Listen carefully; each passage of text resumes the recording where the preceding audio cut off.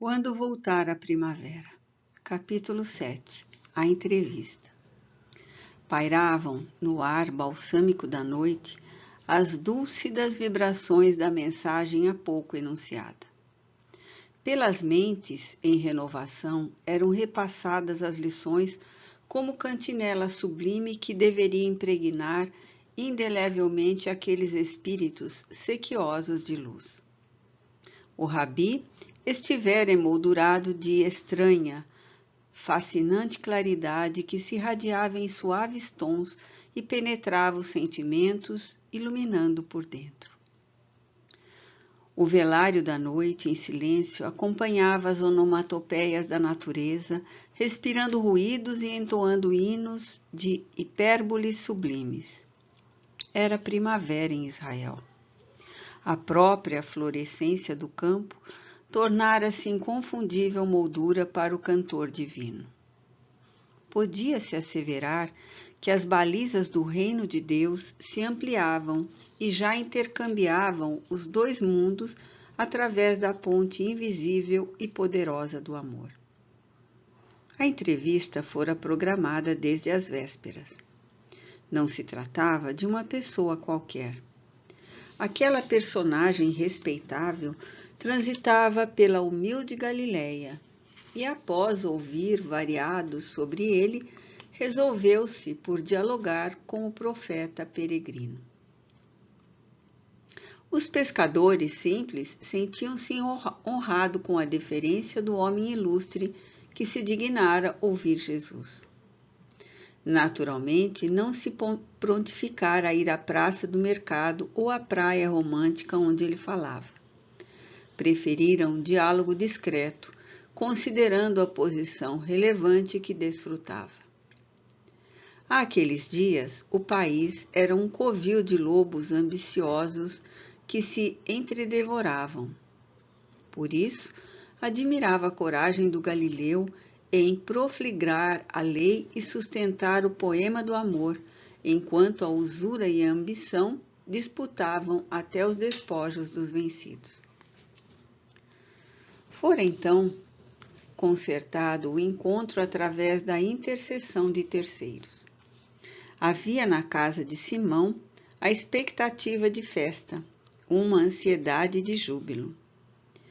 Quando o venerável estranho se anunciou pela boca de diligente servo que o acolitava, foi conduzido à pérgola natural do pátio da residência, onde, em tosco banco de pedra, o mestre paciente o aguardava. No semblante transparente do Senhor misturavam-se bondade, ternura e compaixão.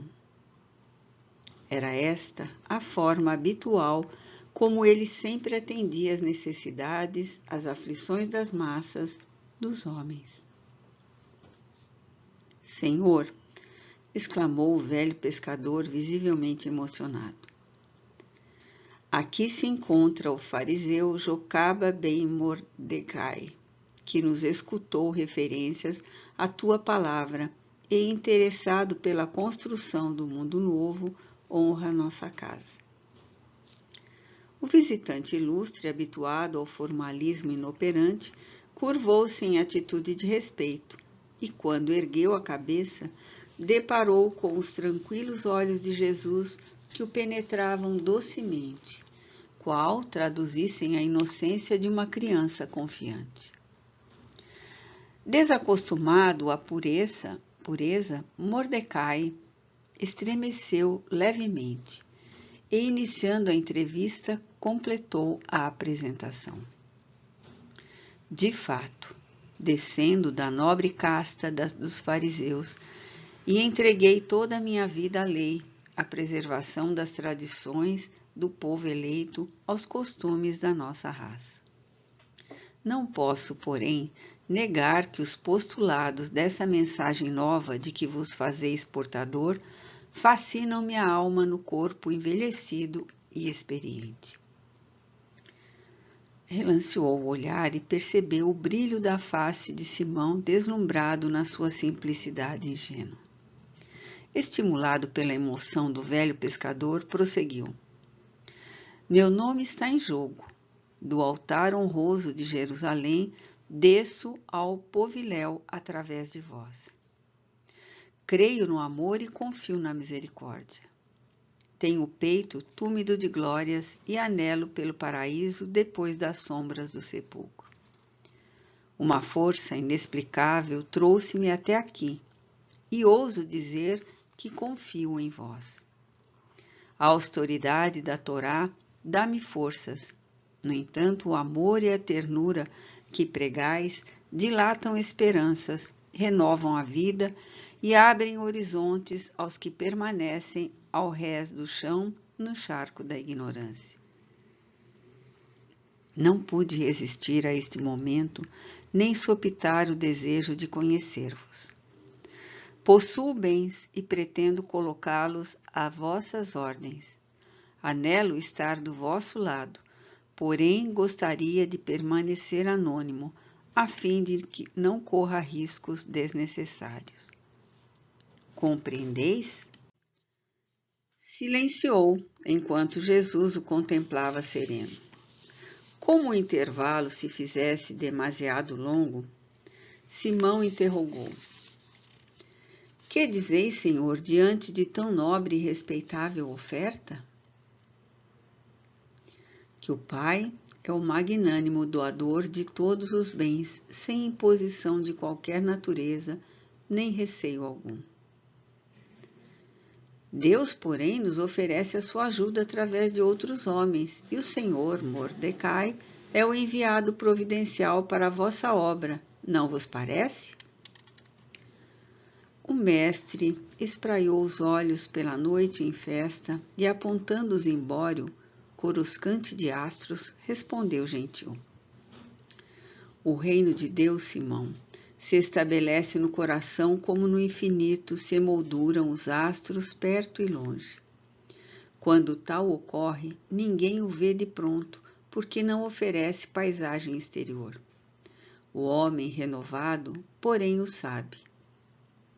É muito distinta a oferenda do ilustre e venerável Mordecai.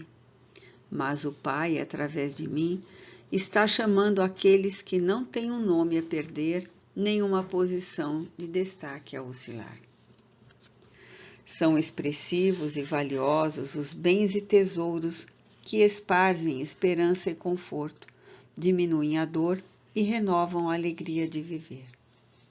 Todavia, a dádiva de que sou portador, independente dos bens externos, iluariza interiormente, libertando de todas as necessidades das que engendram a fome e a dor, o problema e a luta. O nosso visitante, não obstante muito intencionado, está comprometido com o mundo e enrodilhado nos grilhões do relevo social, cujas honrarias teme perder, não podendo seguir conosco.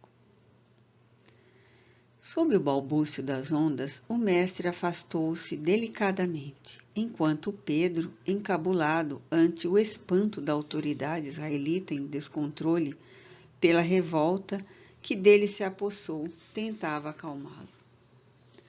O interlocutor, untuoso, disposto a dar os valores perecíveis, não, porém, o testemunho da fidelidade, entremunhado, envolveu-se no manto e partiu revoltado.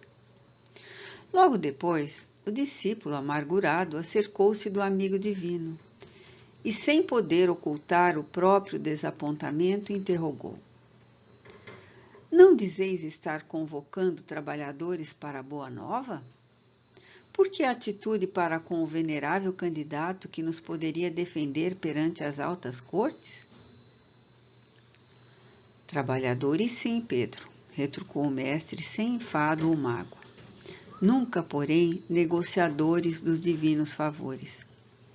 Não nego que Jocaba ben Mordecai é homem valioso para o mundo.